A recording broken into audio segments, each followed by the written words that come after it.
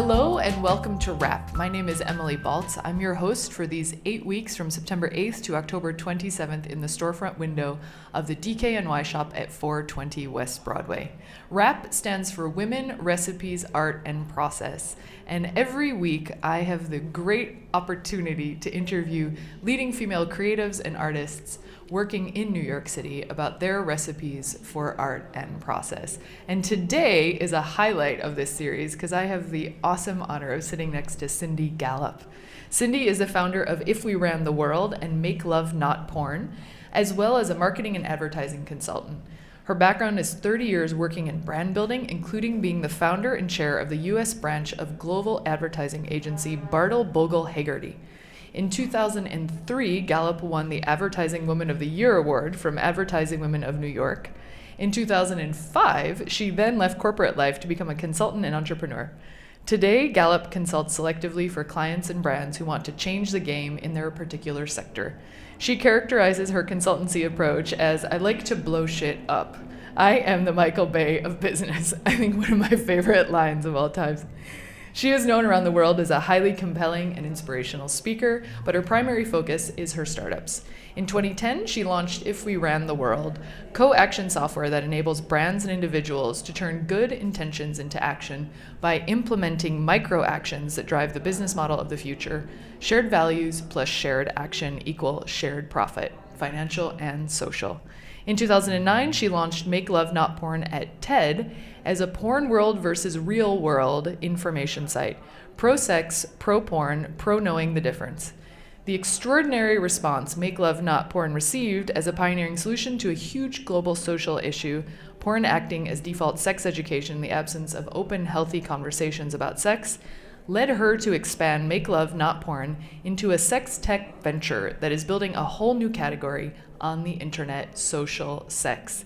Welcome, Cindy. Thank you, Emily. Thrilled to be here. I am thrilled you are here. So I have, as I told you right before we went live here, I've been internet stalking you for this purpose, as well as having followed your career over these last years.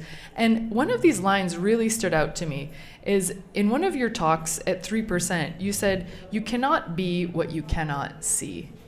And when I look at you and I see the career that you've invented for yourself, as well as the topic of this entire series, how did you start to manifest yourself? Because it seems like you've created a whole new category, not only of content in the world, but also defining what it means to be a woman in the workplace. Well, to be perfectly honest, Emily, nothing I've manifested has been remotely intentional. So everything in my life and career has been a complete accident. And I guess to some extent that's why I would love to help other women shortcut that process. And so, everything I am today and everything that I put out there is very much a function of the result of 56 years of life experience and being old enough to no longer give a damn what anybody thinks.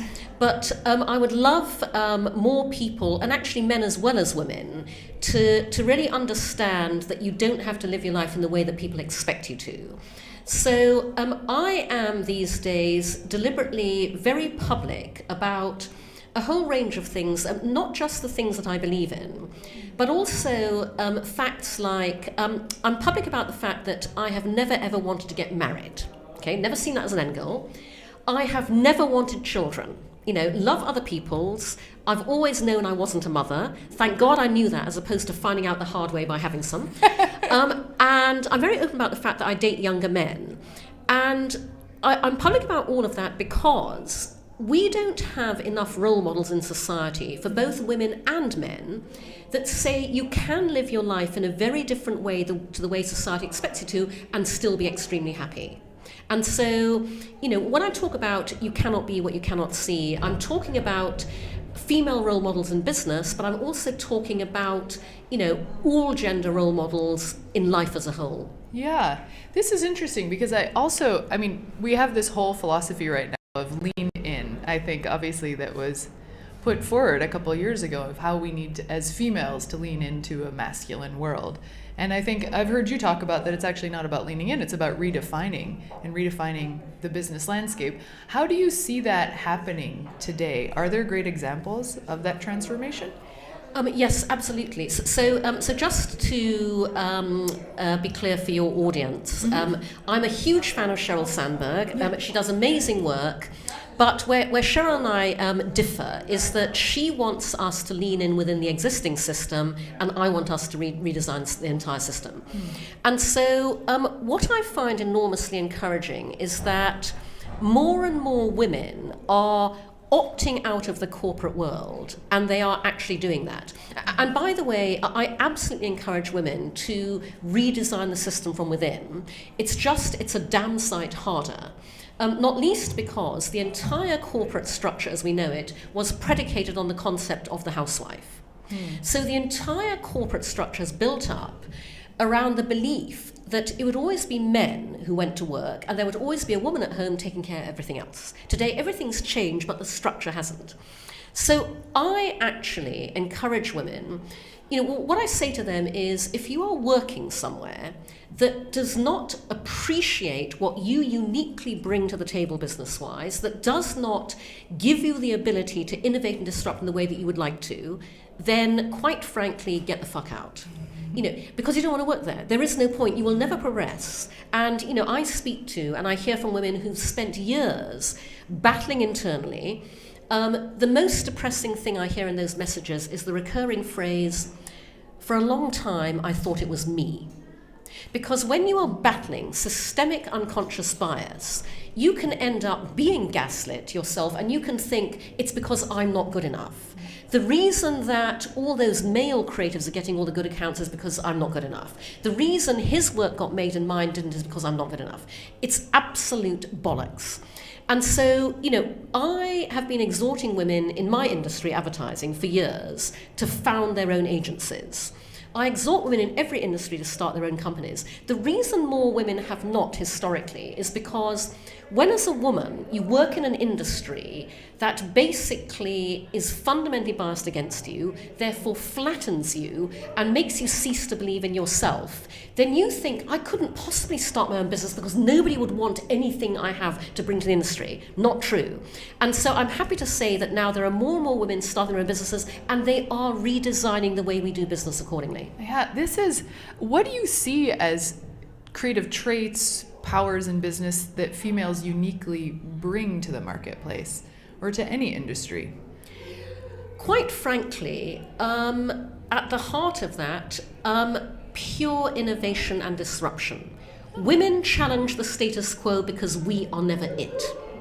And so it doesn't matter what industry you operate in, what business you're doing, women will have completely different perspectives and insights to the ones that men do. But because every single industry is dominated at the top by a closed loop of white guys talking to white guys about other white guys, those insights never get heard. And by the way, Emily, everything I say about gender diversity also applies to diversity of race, ethnicity, age, sexuality, disability. True innovation and disruption is the result of many different mindsets, perspectives, insights, worldviews, all coming together in constructive creative conflict to get to a far better place that none of us could ever have gotten to on our own. Yeah. That's what every industry is missing out on, and that is what women and people of colour bring to the table. This term creative conflict, is something that I agree with this. When I think about my own personal creativity, there's always some form of tension inherent in greatness, in invention and imagination and discovery. But what I think for you, because I think conflict creates an emotion of discomfort. It's very uncomfortable to be in creative conflict. Is this something that fuels you? Do you live that emotion? How do you deal with that? I live my own philosophies. Yeah. So, what I regularly say to the business audiences I speak to is, I talk to the men in the audience. I go, ladies, bear with me. I just want to talk to the men. And I say, men, it's very comfortable hiring people like you. It's very comfortable founding businesses with people like you. It's very comfortable working with people like you. It's very comfortable hanging out with people like you. But if you want to own the future, you have to be prepared to get uncomfortable. Because working with women, people of colour, disabled people, people with different sexualities, is uncomfortable because we are other. We're not like you. But out of that discomfort comes greatness, because, as I said earlier, all of that diversity challenges the status quo because we are never it. And so I am absolutely a fan of discomfort, okay? And it's actually a conversation I was having with one of my team the other day, because, you know, I was saying that quite often doing business, you will absolutely encounter, be in meetings with, you know, may even have one of your own team members where, you know, their manner and the way they interact with you is making you very uncomfortable. You know, maybe they don't have the best bedside manner, maybe they operate in a very different way to you. And the key thing is to separate that out from, does what they are saying make sense when I really listen to it, ignoring the discomfort factor of our pure interaction. That is what not enough people do, particularly white men. And when you separate those two things out, I mean, you know, I am absolutely able to go, I may not like the way you're saying this to me, but I really see the sense of what you're saying, and you're making some very good points. You know, and by the way, quite often the sort of discomfort level I'm talking about is absolutely nothing personal. It is simply to do with the fact that someone has a different modus operandi to you. You know, somebody may have been brought up very differently to you. You know, it may not be the easy swing of things you get into with people like you, but when you take that out of the equation and you listen to what that person is saying, they have some really great feedback to give you that you would never have gotten from anywhere else. And so I really appreciate being challenged. I'm completely open to being told that I'm wrong. You know, if I actually disagree with what's being said, I will push back, but equally I will go, is there something in this that I should be listening to that I can benefit from? And usually there is.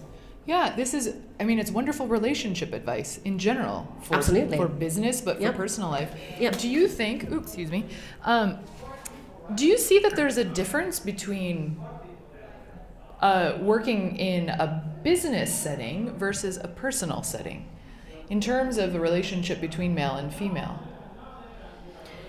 No, I actually... a lot of the work I do is focused around the fact that I regularly say to people that there are many things that are true in business that are also true in life. And you can't separate the two out. And by the way, at a very practical level, you particularly cannot separate the two out today. The whole idea of a firewall between personal and professional disappeared with the internet. You know, and actually, personally, I think that's a good thing, because you know, I talk about the fact that everything in life and business starts with you and your values. You know, you need to identify who you are, what you believe in, what you value, what you stand for, and then only ever behave, act, communicate, operate in a way that is true to you, whether it is in life generally or whether it is in business. Because the advantage of doing that is that then whatever life or business throws at you, and by the way, life and business will throw at you all the shit that they always do, it makes responding to it so much simpler, because you know exactly how to respond in a way that is true to you. And that is really important for human happiness, whether it be in life or business. And so, as I said, a lot of my work is about bringing those two things together, making people understand that business is not separate from life, and we all benefit when we think of them as part of the whole. Yeah. Was this on your own path? Because you have a provocative presence, you work on provocative topics. Make Love Not Porn is a radical change of how we view sexuality, I think specifically in the United States.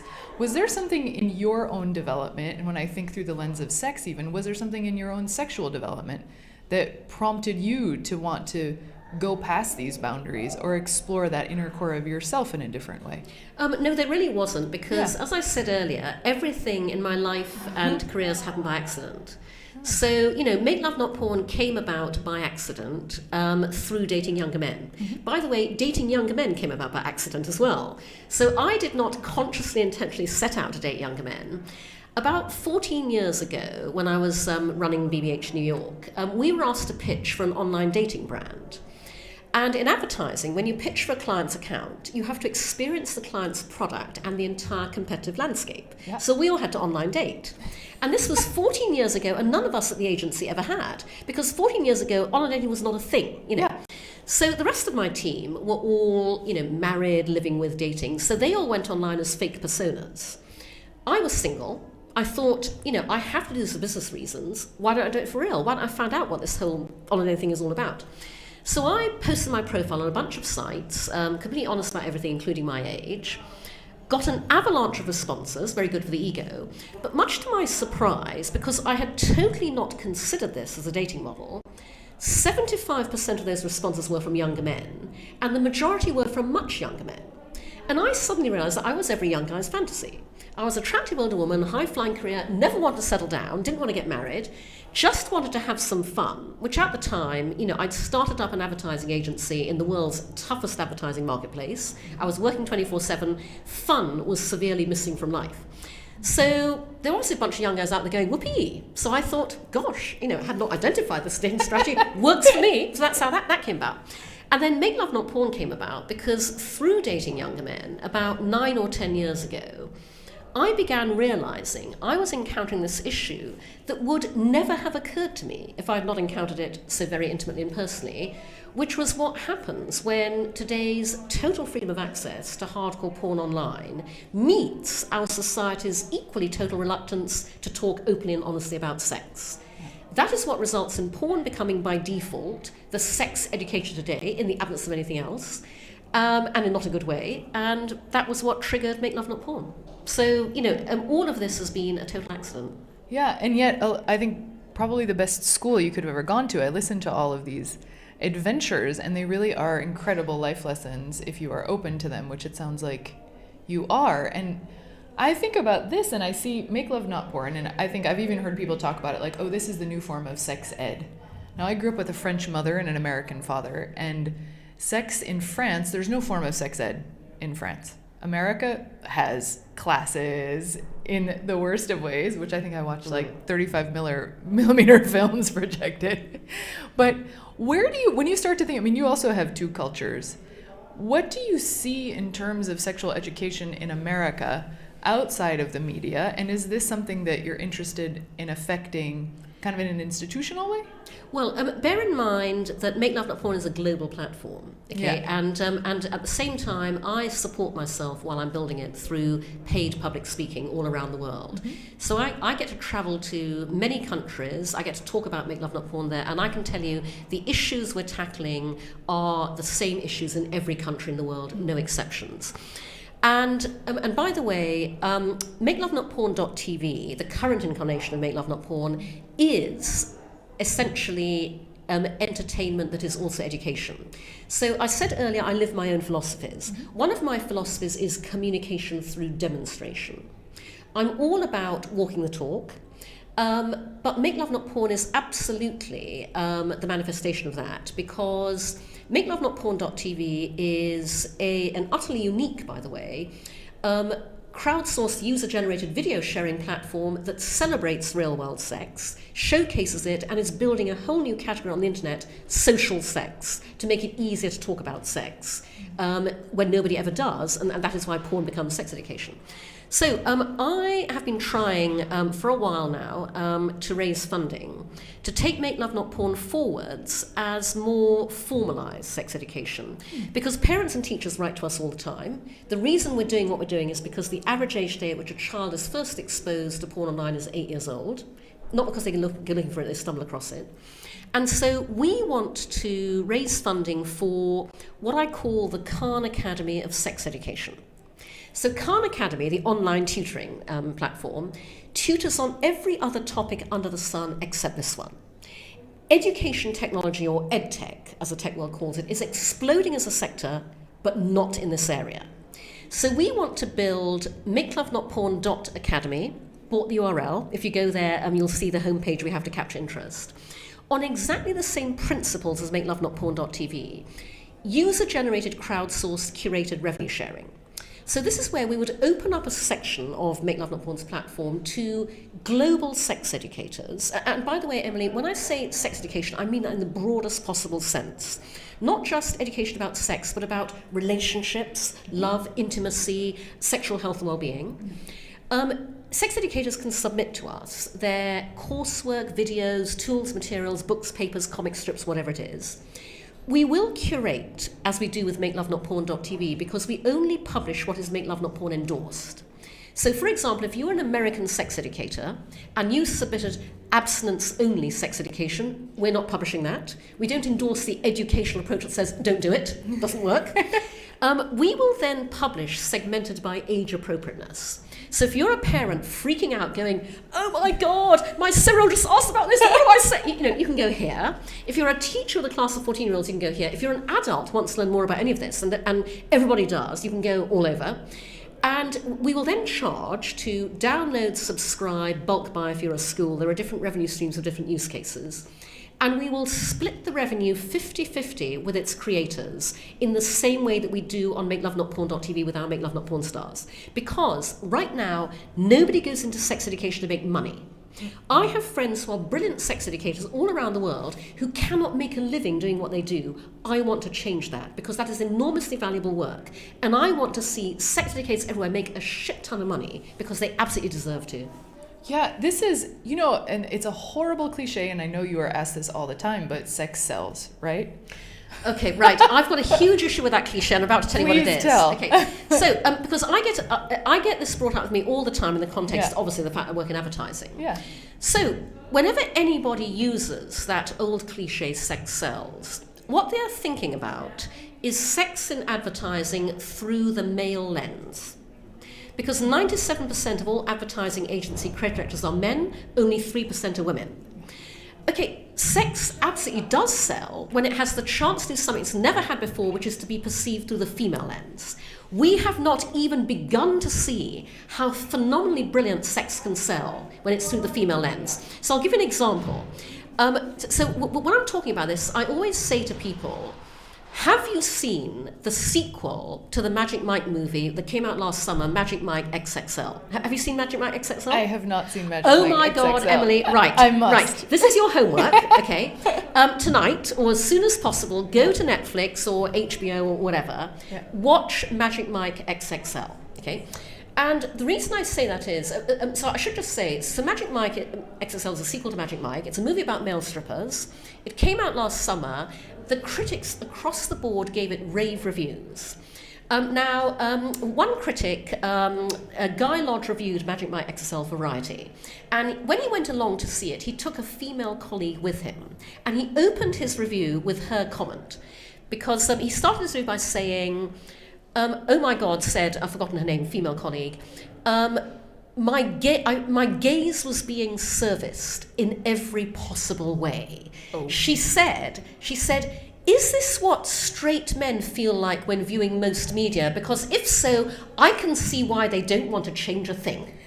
So Magic Mike is unique because it is a movie about sex shot through the female lens. And by the way, it had a male director and predominantly male crew, but nevertheless, it is through the female lens.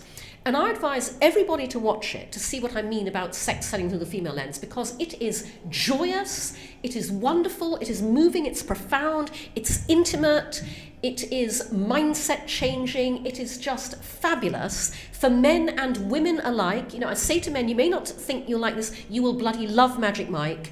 And that is how very different our perception of sex can be through the female lens.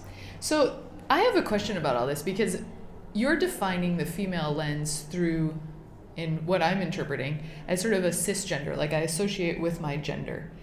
Can there be a female lens through male eyes? There can be a, let me put it like this, there can be a different lens through every set of eyes that is not straight, white, cis male. Which is essentially, as I said earlier, when I talk about gender diversity, first of all, by the way, I mean diversity across every possible form of gender. It's just very difficult to kind of keep saying that every time I bring up the word gender, but I absolutely mean that. In the same way that I also mean diversity across every form of non-straight white maleness, which is, again, race, ethnicity, ability, age, sexuality, background, social strata. The thing is that the prevailing narrative in every form of popular culture has been straight, white, cis male. And so any lens that is not that brings unique perspectives, unique insights. And that is why I want to see those lenses operated in advertising, in movies, in TV, in porn, in publishing, in every form of popular culture, particularly, by the way, with our objective at Make Love Not Porn, which is to get people to be more open and honest about sex. When you have different perspectives, you get to understand the enormous profundity of this universal area of human experience that we have not even begun to explore generally, let alone creatively, artistically, in a literary, in a filmic, in a cinematic, in a whatever cultural way. Yeah. Now, you mentioned a lot of diverse industries here. You choose to work in the advertising industry outside of, I would say, perhaps the movie industry or the art industry or necessarily the education industry. Why do you choose advertising to work in? By accident. As well. Sorry, I mean, there was no intention there. I was, years ago, I started my career in theatre because I fell madly in love with theatre at Somerville College, Oxford University, which is where I did my undergraduate degree in English literature. And so I worked as a publicity and marketing officer in various theatres in the UK for several years until I got completely fed up with working 24/7 earning chicken feed. And it was just around that time I was in Liverpool as the publicity marketing officer for the Everyman Theatre Liverpool. And part of my job promoting the theatre was to give talks to different groups. So I gave a talk to a group of women, and afterwards a woman came up to me and she said, "Young lady, you could sell a fridge to an Eskimo." And I thought, okay, that is the universe telling me something. Time to sell out the establishment and go into advertising. And so I did, by accident. So there was no conscious intention. It's just where my life, ended up. But I now campaign for gender equality and diversity in every industry, not just my own, in business as a whole, and in life, the universe, and everything, really. Yeah. Where do you see that industry going next for success? I mean, you're inside, I think, of so many creative minds and processes. How do you think it needs to change? Well, what I would say to you and to anybody watching this is Google Cindy Gallop, how to change the world through advertising. Okay, I have a presentation that I give regularly on precisely that topic. There's rather too much of it to encapsulate for you now. So the easiest thing is to say, go and watch that talk. But what I will say is that at the heart of that talk is, what I say to our industry is, we have to move from a focus on making good advertising to making advertising good. We have to demonstrate and make people believe that what we do can be a force for good if we want to have a future. I believe the future of business is doing good and making money simultaneously. And, all of my own work is about that. And that is what I am, trying to coach my industry to do and to get them to understand that when they do that, they will make an enormous amount of money. So this is a very personal question, do you have any secret dreams of what else you would be doing? It seems like everything that you dream, you do. Well, it's more, Emily, I go back to my point about everything in life and business starts with you and your values. All I'm doing is I'm living my values. I am turning things that I feel very strongly about into businesses. I only realised I felt strongly about them by accident, through gradual realisation. And so I am simply living what I believe in, and I'm working what I believe in. That's all, and anybody can do that. And I think then, as a wrap to our wrap, if what would this little child in you say to you now, sitting here, being a public figure, moving diversity, change, provocation forward in the marketplace? You mean apart from, oh my God, I can't believe you get to fuck all those hot young men at the age of 56? I don't know if there's anything more. I think young me would be very happy with that. But I guess so young me. Depending on whatever age we're talking about. But I had the conventionally societal pressure upbringing. Okay, my father's English, my mother's Chinese, and very traditionally Chinese, and tiger mother par excellence. So I absolutely, as a little girl, absolutely thought that what you did was, you grew up, you got married, you had children. I mean, fortunately for me, my mother worked, so that was absolutely, role model for me. I guess, I go back to what I said earlier in this interview. Young me, I think would be very interested to see with old me that it is possible to grow up, live your life, not get married, never have children, have a business that is really surprising a lot of people. Be very public about your age. I tell people how old I am all the time. I'm 56. I want to help redefine what society thinks an older woman should think like, talk like, walk like, dress like, work like, and fuck like. I think younger me would think, wow, there's a whole different way of living out there that I had never thought about, but hey, it looks pretty good at 56 years old, hopefully. The best advice for all of us. Cindy, thank you so much. It's Total been pleasure. Inspiring and motivating. As a gift to you, I've made you a wrap. Oh my Seeing God. as this is lunchtime How and it's a wrap. exciting. Fantastic. I'm starving. That's great. Thank goodness. So this is... I say. I tried to do a synthesis. I'm doing a collaboration with my friend Alicia Walters down the street. She owns Once Upon a Tart. And we looked at Cindy and thought, okay, there's English heritage, there's Chinese heritage, and I heard of your love of smoked salmon along with cream cheese. So this is an attempt at bringing together your worlds. Oh my God, how fantastic. That looks delectable. Yeah, so this is the Cindy wrap. This is smoked Brilliant. salmon, cream cheese, umeboshi, plum, green onions, dill, and arugula. So it has Oh my a little God. bit of an Eastern, a little bit of a Western wrap. And may it be a new universe. Oh my for God, you. Emily, thank you so much. That looks utterly delectable. I'm very excited to eat this. I'm Fantastic. so glad. And thank you to everyone who's watching. This is Wrap, live from the DKNY storefront window at 420 West Broadway every Tuesdays and Thursdays. I'm Emily Baltz. I'm your host, and we'll be back this Thursday at 1 p.m. Thank you.